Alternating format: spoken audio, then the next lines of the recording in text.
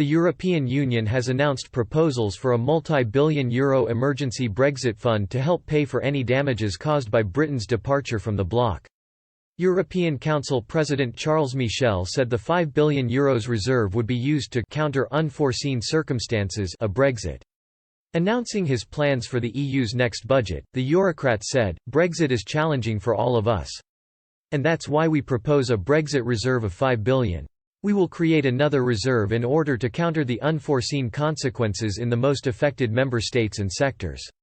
Mr. Michel has asked the European Commission to carry out a needs assessment in order to identify the states, regions and sectors in need of a post-Brexit boost. The EU's most senior official aims to have the fund in place by the end of next year after the first consequences of the new relationship between Britain and Brussels have been laid bare.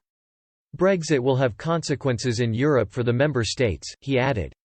"And that's why I think it's necessary to ask the Commission to prepare a needs assessment.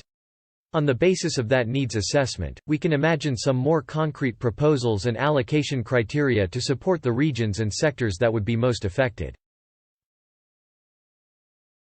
European sources said the fund will be used regardless of the outcome of the trade negotiations between the bloc and Britain.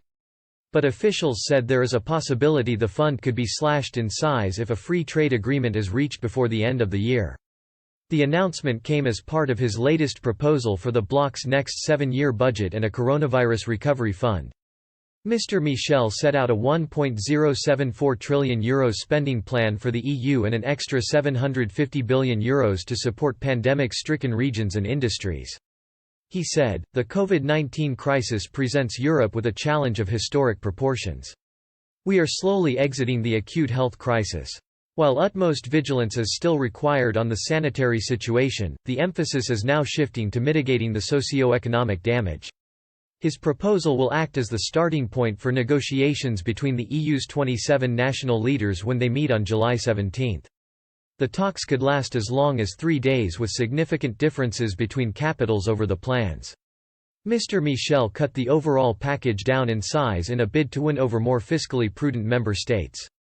His €1.074 trillion budget proposal is down on the European Commission's suggested €1.094 trillion package.